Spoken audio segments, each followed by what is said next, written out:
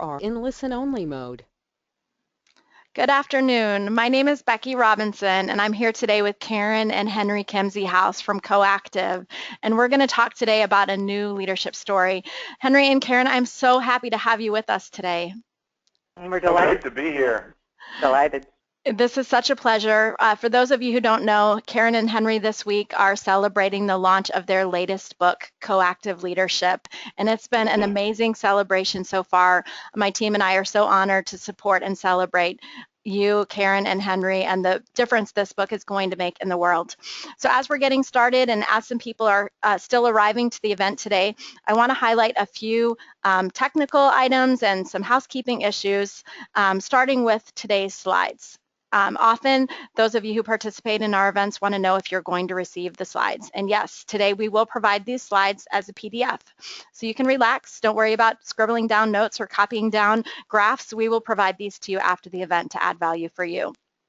The second thing I want to let you know is that we invite you to live tweet today. You'll see in the chat that we are using the hashtag Coactive Leadership, and we would love to have you share your insights and ideas throughout the event.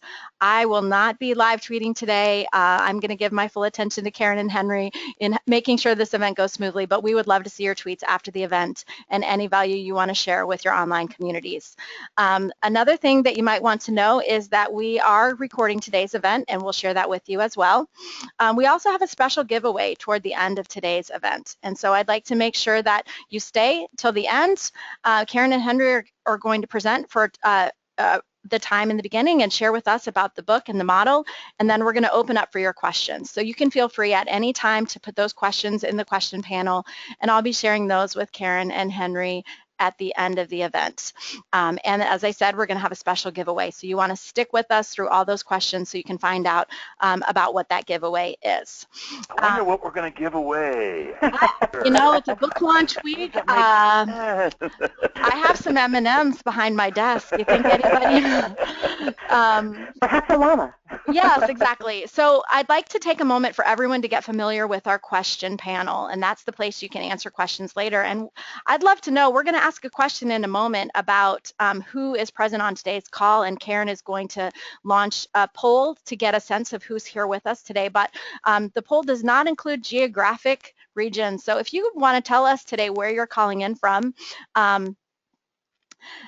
that would be fantastic. And I'm calling in from my new office in the state of Michigan. I've not yet ever done a webinar from our actual physical office. Looks like we have folks from Virginia, Texas, Vancouver, Detroit, Dubai, Pennsylvania, California, Arizona, Florida, Washington, D.C., South Carolina, Vancouver, Indiana, Illinois, Colorado, Texas, Manitoba. Oh my goodness, we have people from all over the US and all over the world who are joining this webinar. It looks like you all figured out how to use the question panel.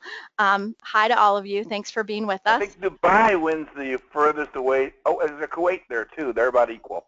Yeah, we have Indonesia now, though. That could be farther. There he is. Thanks to all of you for sharing where you're calling from. Karen and Henry, I believe you're in California.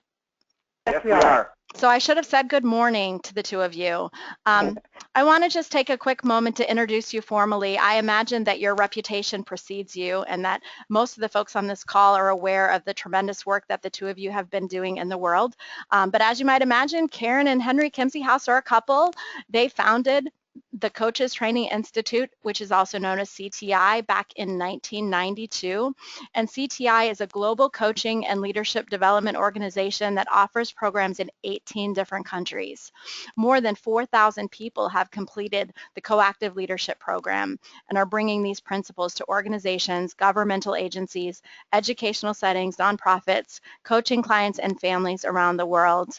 And Karen, as you and I talked before this event, you said that one of the things you wanted to be clear about is that you're so excited to engage and share and show love to this group today. And so I know it's just going to be a tremendous treat. I am going to turn my camera off and mute myself and allow the two of you to take it from here. But thank you so much for your generosity and sharing your content with us today. Thanks for hosting us, Becky. Yeah, such a pleasure. Hello, everyone. This is Karen Kimsey-House.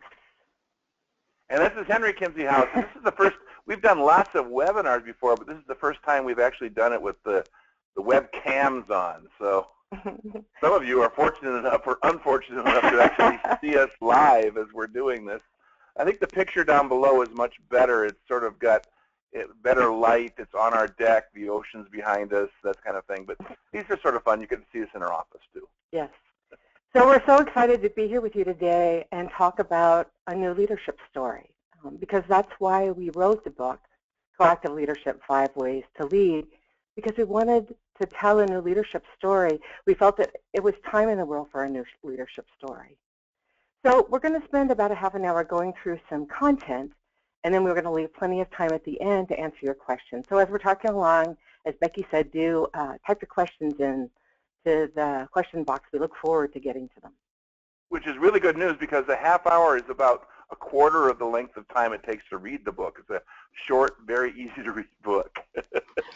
What is coactive, Karen? So before we answer the question, what is coactive, I just want to see a little bit about who's here and launch our first poll while you're looking at this slide. Okay. So let me see if I can select the poll. I'm not really great at it. You know what? I think we're just going to skip the poll. Here, I'll do it. Would you launch the poll for me, Henry? I will. Okay. Let's find out who's here. We want you to select one of the following. This is my first experience with coactive. I've taken coactive courses. I'm a certified professional coactive coach, and I'm a graduate of the Coactive Leadership Program. Any one of those are particularly and individually wonderful. So if you just click the box so we know who's here, that would be great. Oh, this is so cool. We normally do these polls. I'm going to show you the results in a minute, but we normally do these polls, and it's just exactly flipped. And it's so exciting to see this poll that we're going to show you in just a second. Here it comes, right? I'm going to show it right now. I'm going to close it, Karen, okay? All right, that sounds great. Close it and share the results. So 71% of you, this is your first experience with coactive. Welcome. We're really glad to be talking to you today. 17% of you have taken coactive courses. 8% of you are certified coactive coach, and 4% of you are graduates of the Coactive Leadership Program. Wow, that's amazing. Thank you for being here all. And it helps us understand a little bit about what to focus on in our webinar this morning. So I guess we should really start by talking to you about what is coactive. What do we mean when we say coactive?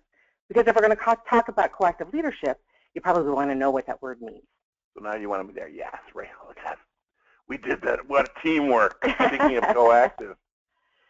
So coactive is a wonderful way to where we are discovering to approach the world from a place of which is being and relationship, and the sort of the idea of opening and connecting.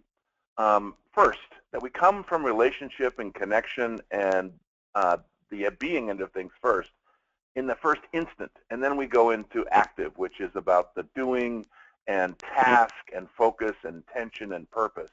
And it's connected by that dash, that hyphen, which is all about and, or paradox, holding that we're engaged in both of those energies together in every moment and every time. Both parts are really important. Would we move together into action, then the actions we take are whole and integrated and connected. And if you who are listening on the webinar will pause just a minute and think about your experience of the world around you, you'll notice that so very, very often active comes first. And we become focused on the objectives, the outcomes, the results, and the goals without paying attention to relationship and to people. And the absolute truth, not like it's because Karen Kimsey-House said it, because it is so, is that we are connected. We are related, whether we like it or not, whether we wish we were or not. You know, our experiences of recent world events, the impact of tsunami or you know, a financial downturn in another part of the world affects all parts of the world. So it's become very clear that we are a part of one humanity, one human race. And when we open up to that relationship with each other and that connection with all of life, then we can move into actions that are whole and integrated and include the very best of all the people involved. The challenge with our modern world is that we've been sort of dropping the and focusing totally on actions, tactics, methods, skills, and tasks. And it becomes, our lives become very engaged in getting the job done without being in connection. And so there's a lot of people who are burning out and frying, and people who are leaders who shouldn't be leaders, and they're leaders who call themselves leaders who are actually managers of tasks getting done. Well, and so many leaders feel lonely and isolated and alone. We want to change that. So we want to give a definition. We actually have the hubris to seek to redefine leadership. For us, leaders are those who are responsible for their world. Leaders are those who are responsible for their world. So let's talk a little bit about what we mean by responsible, because it's such a loaded and heavy word. It's usually thought of as a word that carries a burden. Yeah. It's often confused with things like duty and obligation and sacrifice. We really think about responsible as having a co-aspect and an active aspect. The co-aspect is literally, I am able to respond to my world.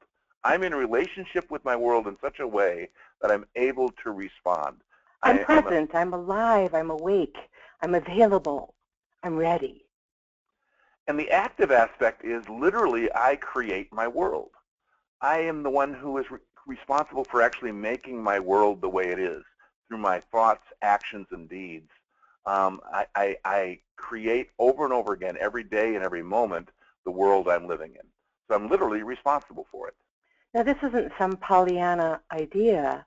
Of course, the circumstances of life happen. You know, challenging things happen.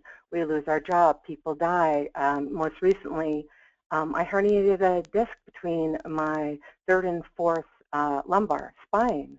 And that's been quite something. It's had quite an impact on my life. So circumstances come to us all. When we say create your world, what we're really talking about is, what do you do with the circumstances that come to you? So in the instance of my back, I could either lie down and be a victim and feel sorry for myself, and trust me, I did do a little bit of that, not being noble here. Or I can really look at what there is for me to learn, how there is for me to grow from what life is giving me. I can notice that I'm overworking and I'm not paying enough attention to the co and active in my own life.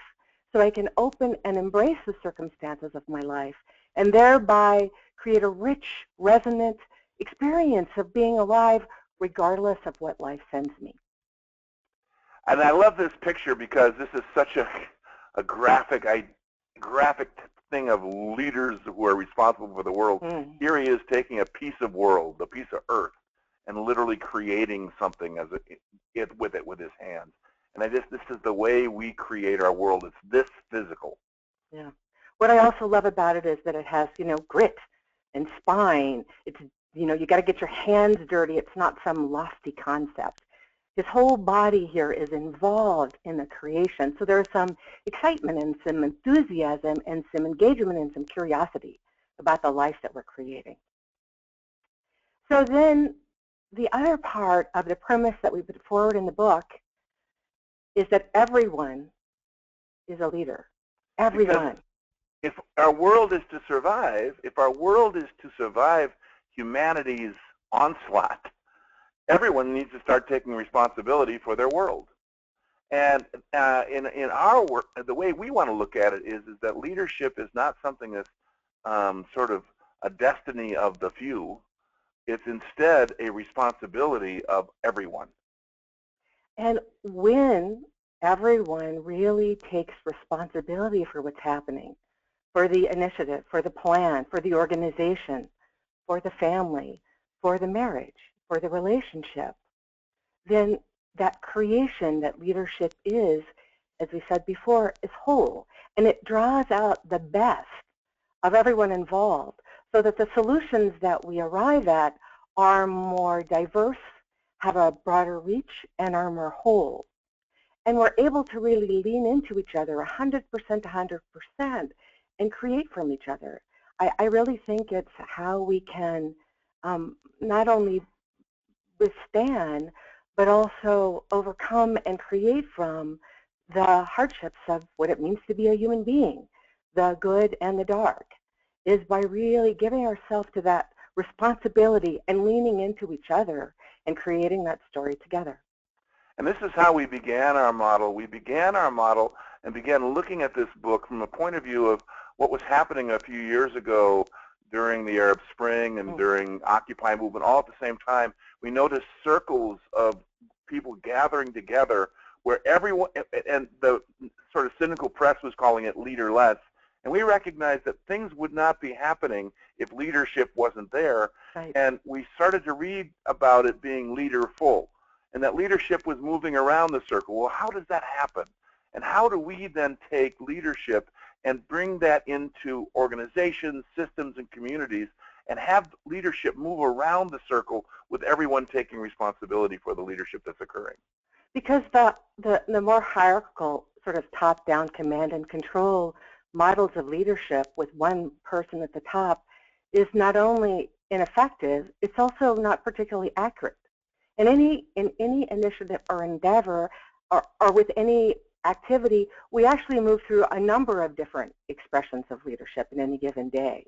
So leadership actually is not a role, it's not assigned, it's not a title, it's a way of being and engaging with our world, and it can be very, very fluid and very, very agile. And we feel that this is a primary key for us as human beings to be able to resolve so many of the challenges that we're facing in our world by working together. Because we believe that we create our world, period, together, period, every day, period. This is what when we talk about responsible for our world, this is the active of responsible right here. I think of my world, I think of my business. And we're working on doing some big culture change at CTI. Our business is named CTI, the Coaches Training Institute. And it's so clear to me that if the culture is to shift, that it's something that everyone has to participate in. We are creating that culture every day together. What are we creating? And is it what we want and what we choose to be creating together? I'm the head of the organization in conjunction with Henry and another partner. We can't just, sort of lob out an initiative about culture change and have it filter down through the, quote, masses and expect anything really to happen. It needs to be contributed to, and everyone needs to participate to create that new culture at CTI. So this applies whether we're talking about an organization, whether we're talking about a not-profit, whether we're talking about a smaller community, and whether we're talking about a family, whether we're talking about a marriage. The marriage, the relationship, the world of that partnership is created together every day by how we think, by how we feel, and by how we communicate with each other. So the question then becomes for us to look at, what are we creating together? Is it what we want? Is it what we choose?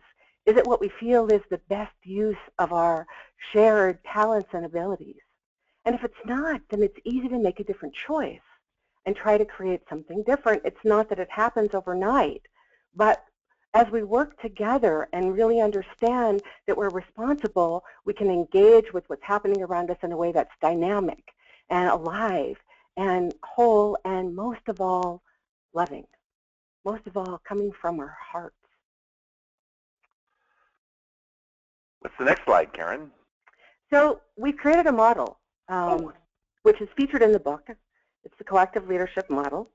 And the name of the book is Collective Leadership, 5 Ways to Lead.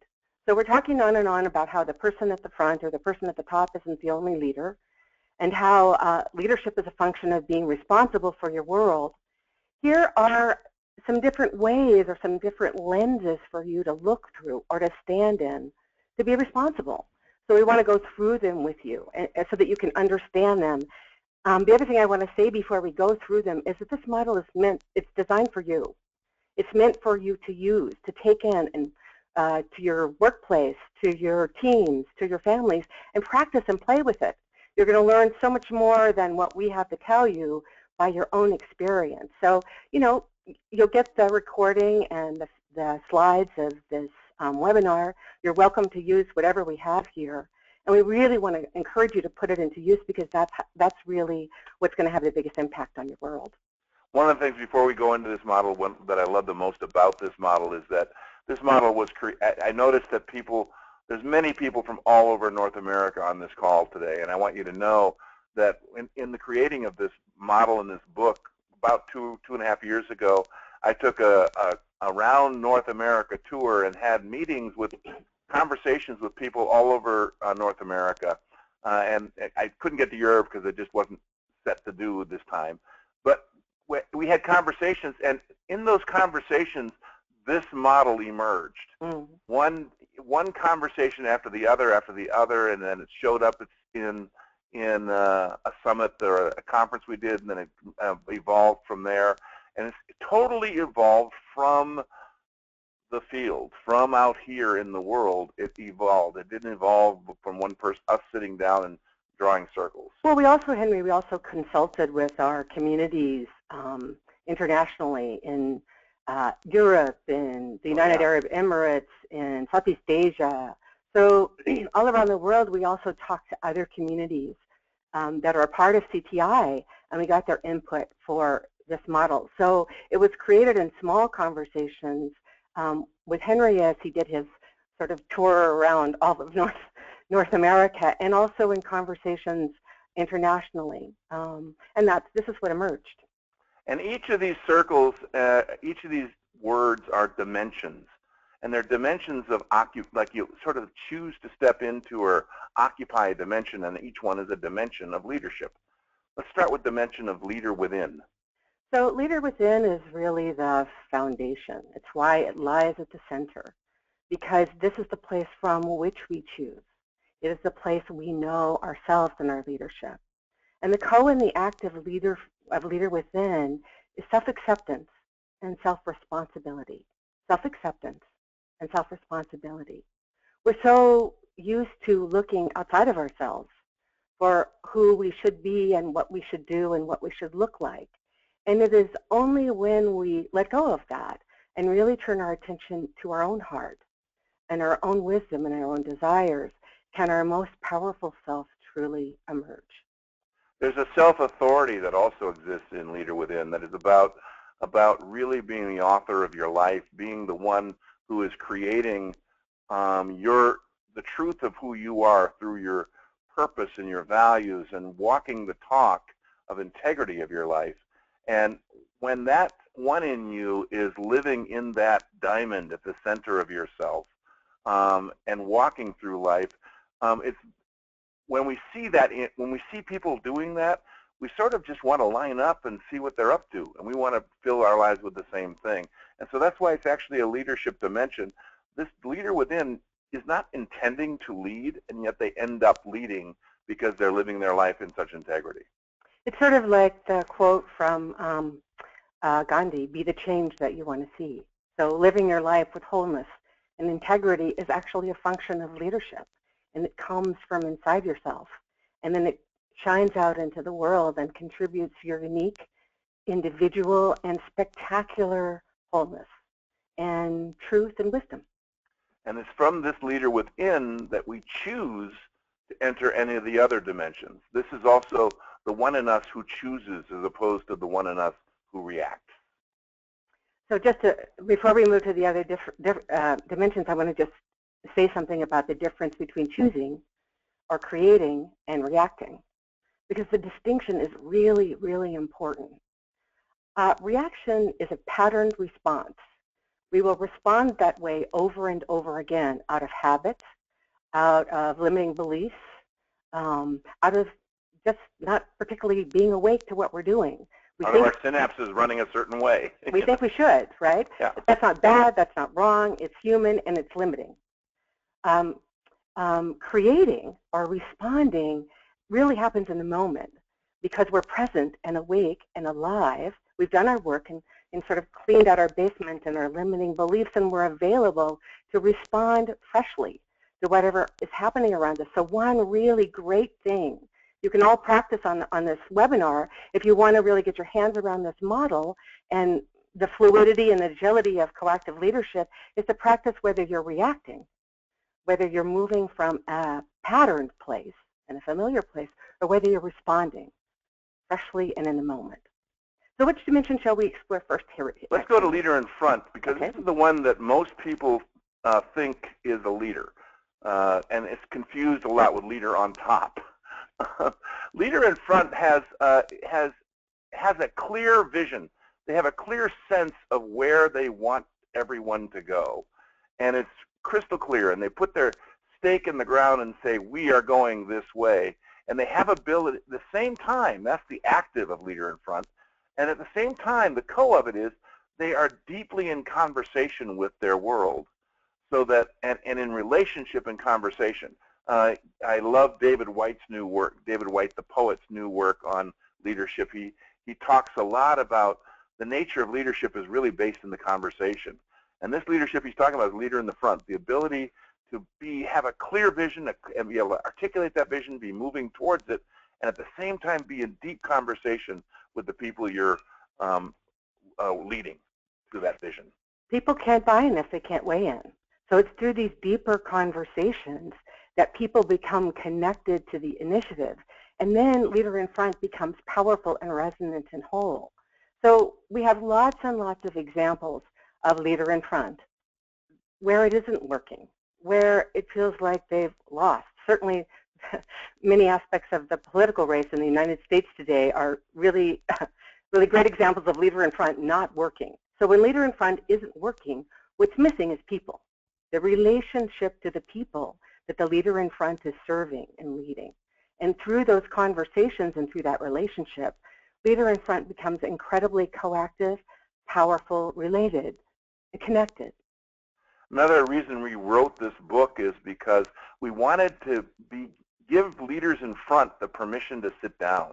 Because a lot of times leaders in front get sort of foisted or launched into this position of leader in front or leader on top, and they don't know how to sit down. Their ego won't let them, or their world won't let them. And often they need to be able to sit down and actually step into one of the other dimensions and let others step up front. That's really one of the most powerful dimensions of good leadership, is developing leadership in others. And it's only by really sitting down when you're in front and making room for other people to come forward with their leadership that leadership is whole and includes everyone. Then we go to a leader behind. Leader behind is the leadership of service, the servant leader, the idea that I, as a leader, am responsible for my world by serving what's needed, by serving the who's in front, or serving the stake, or serving what it is that we are all trying to create together. And it's I'm growing it. I mean, service is sort of the co of it, and the other is coaching. I'm asking questions. I'm curious. I'm developing. I'm putting this idea or this person that is leading in front forward and having them be impeccable and wonderful. So just to be clear, leader behind doesn't mean sort of surrendering or just following along or complying. It's a very, very powerful dimension. Make no mistake. Leaders behind are the backbone of any endeavor. And when they come from this place of generosity and service to the initiative, everyone feels connected to what's happening, and things move forward in a good way, you know. And when they really give themselves to championing, to celebrating, to acknowledging, and to powerful, deep listening, the key skills of coaching and supporting others, leadership moves forward. One of the things, the traps that we get into with leader behind, is we assume that leader behind equals follower, or equals passenger, or victim. You know, those are all sort of the negative expressions of this. The leader behind is totally responsible for what's occurring from a place of service as opposed to a place of communicating vision, which is what the front is. So on this call right now, all of you who are listening in, and thank you for listening in, imagine yourself in a class or a workshop or some kind of a group situation when there is a person at the front who's talking. And rather than just being a participant and sitting and taking notes, imagine you're turning your attention to leader behind, and to really paying attention to what you might be able to contribute to have things go well. What's a question you can ask that will really serve? How can you really move things forward? Not only does your experience shift, but the whole experience for everyone involved shifts. That's the power and the glory, actually, of Leader Behind. The two other dimensions that we're going to talk about, our Leader Beside and Leader in the Field, are the ones that are the most undeveloped and unappreciated dimensions of leadership that we want to really develop and bring more appreciation to. Let's start with Leader Beside. Leader Beside is that the idea that partnering, co-leading, collaborating with another or several others actually will produce a more powerful leadership synergy where the way that emerges to lead and where we're going is actually more powerful and more potent than the sum of any of us put together would be.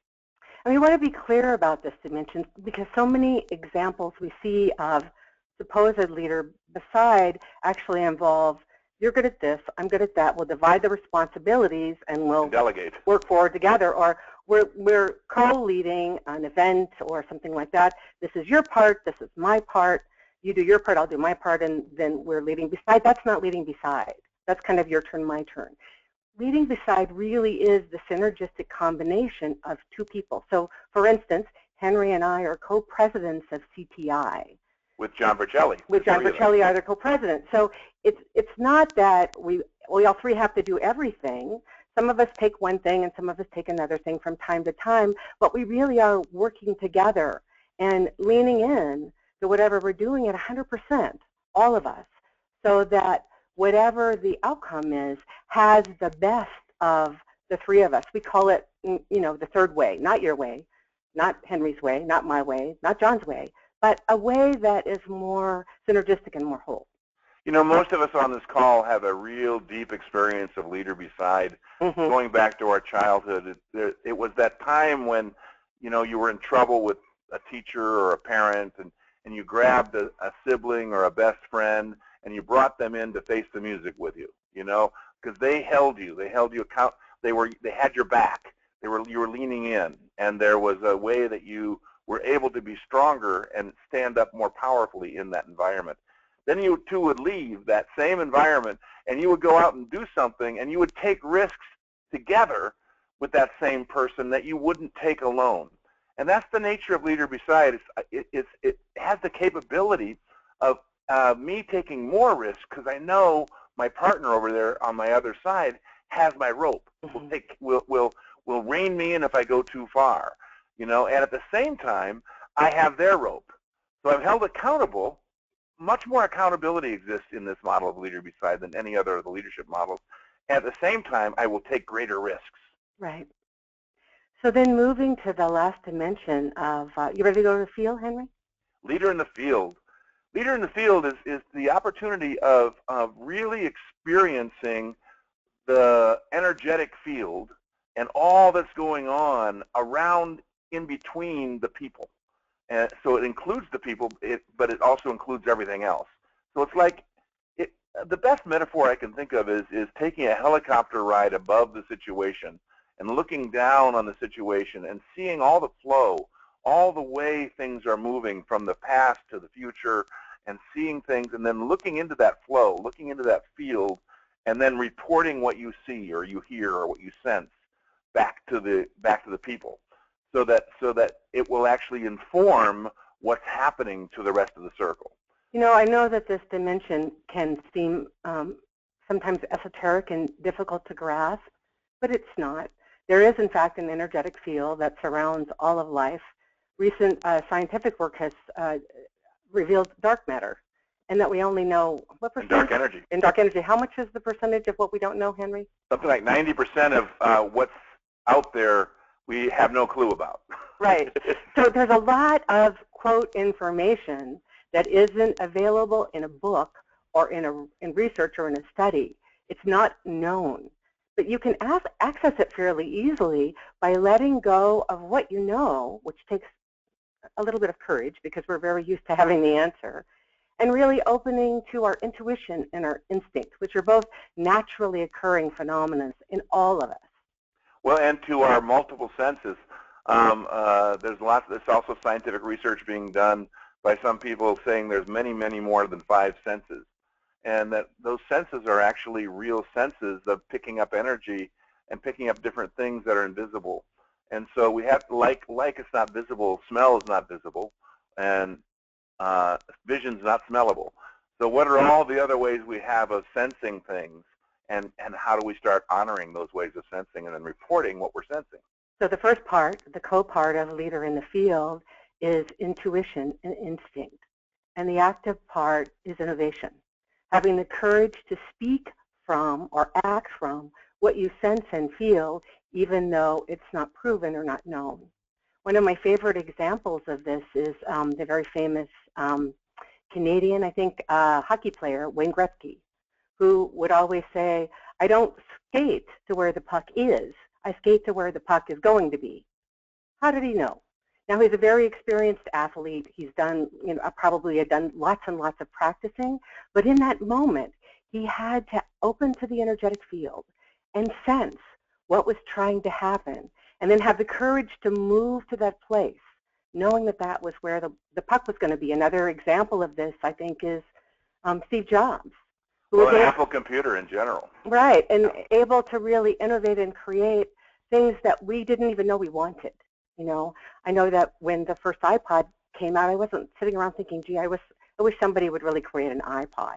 It was innovative. So as you access leader from the field, you have information that allows you to innovate and come up with really fresh, unique solutions that aren't proven or known, but will take your initiative or your relationships to a whole new dimension. So really, Henry said it as the earliest part of leader in the field. The best way to explain this to other people, I think, is just to talk about taking a helicopter up above what's happening, a little helicopter ride, and look and see if you notice the patterns. That's a good way to talk about it. So these are the dimensions of coactive leadership, and you're never in only one. You are sometimes. I take that back. You are sometimes only in one. That's fine. But the key is to be in one, not to be off the model, because then we're usually a passenger, or we're a victim of life, or we're codependent, or we're hooked in, or all the different things that we get caught up in. By being here, we're at choice, and we're actually taking responsibility for the world. And we suggest that you're in one of these dimensions, that several of you have developed competencies. Most of you have developed competencies in one of these dimensions, maybe several, and maybe you have some areas of development and growth in one or several, and that's where we want to get into the discussion now. Of course, because we're all comfortable in some place, but if we stay in the place where we're comfortable, our responses become patterned and reactive rather than creative and fresh. So the important thing about the model is to really teach yourself to be agile and learn to move from one dimension to the other fluidly, or to choose dimensions that are not normally comfortable for you. So how do you become more facile with this dimension, with this model? You practice. And it's important to practice dimensions that aren't necessarily your wheelhouse. You can always lean into those when the chips are down, but do practice the ones that aren't familiar so that you can grow and expand your ability as a leader. And the other thing that's really cool about this particular model is it's a really communicable model. So those of you who want to take it to your consultants, or you want to take this into your business or your world or your community or your family, you can just bring it in, have them practice coming from each of the dimensions, and pretty soon you're in this language of these dimensions, and people are actually taking responsibility from these different dimensions. If you have a team where people are fighting for, control, or where there's a lot of competition to be in the front, bring out this model and explain the different dimensions, and then people can choose which dimension that they want to play in, and then have it move so that they are practicing all of the dimensions. It has everyone be a leader, and it eases the tension of trying to prove who's at the top or who's at the front. So Henry, I think it's about time for us to take some questions. Is there anything you want to, so I'm not looking at you, I'm looking at my screen. Anything else I want to say? You want to say? No, there's Becky with some questions for us. Great. Yeah, I'm thrilled to share some, and thank you so much. I've been scribbling notes furiously, and as I'm sure many others on this call have been. I'm going to start with a question that came in from Craig, and he's wondering, is there a connection between the within dimension and mindfulness, or is there a place that you see this idea of mindfulness coming into play with this model? I love this question, Craig. I think mindfulness is a key to the model, not just the within, but in any of the dimensions. It's only by mindfulness and by being present and mindful that we can make that distinction we were talking about earlier between reacting and responding or creating. Well, and I also think, Craig, that the within is the place where we choose. And we can't, it's difficult to truly choose if we're not mindful. Because if we're not in mindfulness, because very often the mindfulness or the consciousness that, or awareness that's created in that leader within is what allows us to make a honest choice, as opposed to coming from a learned behavior or a reaction. Yeah. Thanks. So I'm going to go to a question that came in earlier when we were first starting to talk about the leader within, and Anne posed the question about responsibility. So she's curious about how you see the overlap of responsibility and accountability. I love, these are great questions. Thanks. Thank you, Anne. I think that they're, I was going to say they're synonymous, but I don't think they're synonymous. I think they go together. Henry, how would you? Well, accountability is how we know something is real.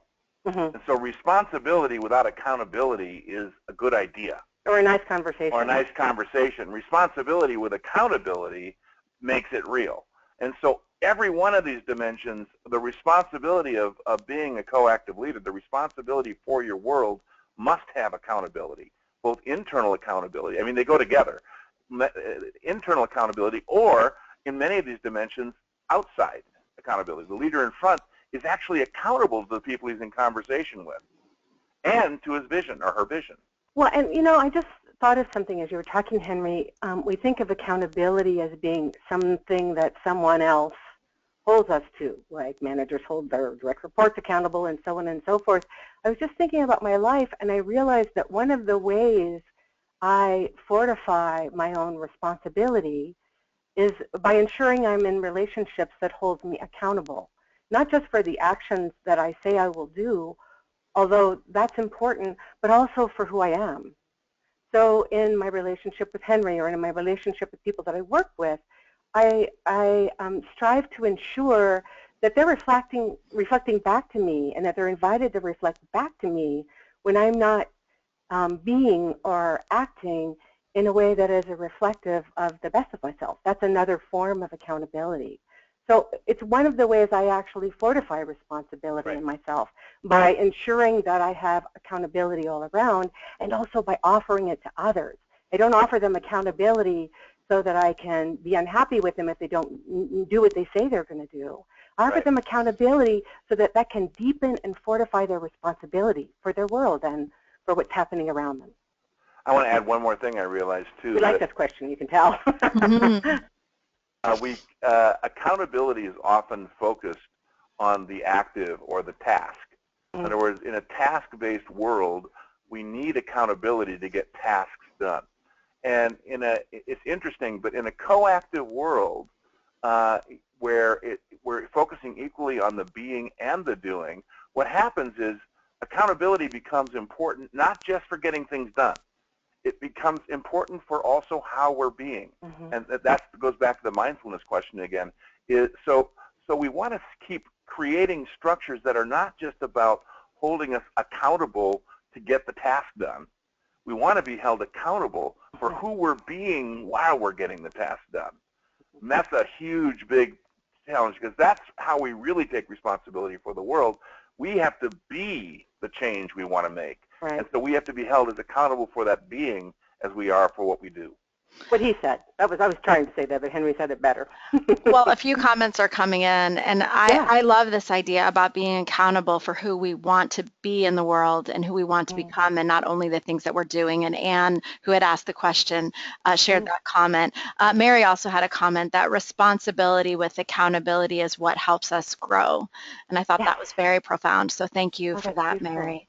Yeah, thanks, I have Mary. several more questions coming in. And this one comes from, and forgive me on these names, we have some international names, Priyanka, I hope I said your name correctly. Here's a question. So how do we get buy-in from our teams and help them understand the value of a model like this one and how each one can help the individual team members grow as leaders? Because I think the comment here is that most of the time we're focused on just getting the job done. Right. So how can we get buy-in from people to really be thinking about their leadership in this way? Great. I think it's, you start by telling them that they're already leaders. Everyone is a leader. So everyone is a leader. Here's a model to practice leadership. It's still important that we get the job done. This model has to do with who we're being together while we're getting the job done. We will be more effective as we practice here. And then you really sit down and let them practice. And the truth is, you have to have commitment from everybody on the team, from the people who, most teams are currently structured hierarchically, even though they're supposed to be structured circularly. So the team often has a team leader and then lots of people who are doing what the team leader wants. So that's a lot of the way teams are constructed. And we're really talking about creating a team where everyone's responsible. And so in order to do that, you need to actually get together with the team and have a conversation about how can everyone be responsible for this team in some way. Some people are going to choose different forms or different dimensions of leadership in order to do that. So one way to do that is with your team is actually create an exercise where people experience a challenge from the different dimensions. So in other words, like literally put them into a place and face a leadership challenge or something, and then experience what the opinion or advice would be from the leader in the front, the opinion or advice from the leader from behind, leader beside, and listen, and then choose which way they want to play. And it's amazing how just a little exercise like that all of a sudden opens up comprehension and understanding in the body to actually begin incorporating this. I've been done it with several different communities and businesses and teams now, and it's one of the quickest graspable models sort of cellularly that I've come across. Does that help? I think so. Karen, anything you want to add? Yes, I do actually. I love what you said about the exercise. I am going to disagree with one thing that Henry said. We'll disagree with each other often, actually. I don't think that everyone has to be 100% committed to the model to begin. I think you start, and then you let people find their way. You know, so often we try something new and it doesn't work, and then we say, well, we knew it wouldn't work because, you know, everybody is not bought in, and there you go, and it's all about just getting the job done. Just begin. Introduce the model. Henry's exercise is wonderful to have them experience a challenge through each of the different dimensions and look at how they might respond. It gives them a place to start, and then be patient and see what comes and continue to practice and play with the model. And over time, people will begin to find their way to it rather than having to, you know, be bought in and excited about the thing right from the very beginning. See how in leader beside there's room for disagreement, and out of the disagreement there's actually a new thing emerges. Right. What just happened there. Great. I love that. So there are a couple of questions on a common theme of how we can actually practice being awake and present. And that question came from two places. And part of this came from Brenda. She said, you know, when work gets overwhelming, what can we do to get ourselves back to being mindful and present to these realities? It's so easy. I know that's true in my own life too, Brenda. I am so committed to being a whole leader, and the next thing I know, I'm there on my to-do list, like it's the most important things in the world. So there are two practices that I have found that help me a lot. Number one, to remember to take a breath. To pause breathing. Take a breath. It's always a good idea to breathe.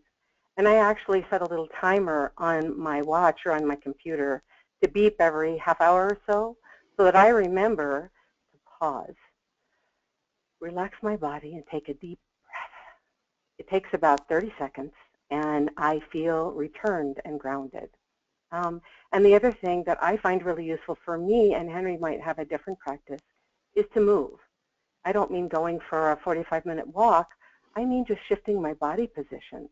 So I might take a breath, or I might take a little walk around my office for a moment and look out the window at the day and notice whether it's sunny or rainy, or whether it's a beautiful day or not, or what's happening right outside in all of life.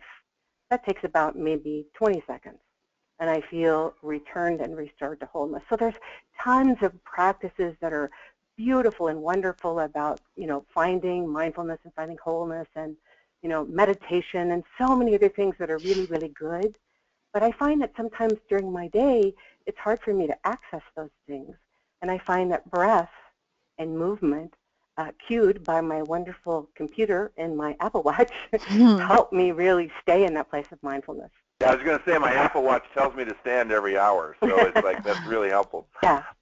One thing I want to add to what Karen's saying is that I have a dream. In this world of emails and everything else, I have a dream that every task that we have, no matter how minute, whether it's a tweet or an email or whatever, there is a moment, just a brief little moment where there's a breath, a connection to heart, and then a looking at what needs to happen, like a choosing where I want to come from with this. That every single moment, every task actually is grounded in some sort of being. And if we can get to that kind of a practice where we really can ground ourselves with a breath, a heart connection, and a boom, then we're going to discover there's a lot of things on our list that don't need to be there. Oh, I just realized, Henry, one other thing that I do that I didn't even realize I do. I pause and think about what person am I touching? If I'm writing an email, who's it to? If I'm planning a workshop, who is it for? Whatever the action is, if I can, for me anyway, if I can connect it to a human being with breath and with a little movement and with heart, then I'm returned to mindfulness and I'm back in relationship again. And then I can move forward into action again, losing no momentum really, and feeling in relationship with my world. So the short answer to your beautiful question that we've given many answers to is make sure that the co is in front of the active. Yeah. That makes a lot of sense. I love that. And it is a beautiful thing to be able to think about slowing down enough to bring that intention to every action. Chris has a question for us, and he mentions that you spoke of courage earlier. Wondering, do you draw a distinction between courage and fearlessness as it relates to leadership? Oh. I do. Henry doesn't, okay. But I do. We do, and we don't. I'll tell you why I do. I think fearlessness means that we should have no fear. And I think that fear is an important part of a human experience. I think that courage is really about, how Henry defines it, which is the rage. Yes, please, Henry, go ahead. Core, heart, and rage. This is my way of defining it, the rage of the heart. And I think where I think it comes from is when you jump a horse over an obstacle. In order to get a horse over an obstacle, the horse and the rider have to throw their heart over the fence first. And so courage is about throwing your heart over the fence before you know what's on the other side. And there will be some fear in that. And that's part of what courage is about, is the rage of the heart, throwing the heart over the fence and then following it. So for me, Chris, fearlessness feels a little dominating, and like I shouldn't have fear, or I should get rid of my fear, or that fear is a bad thing. And for me, that's putting too much attention on the fear.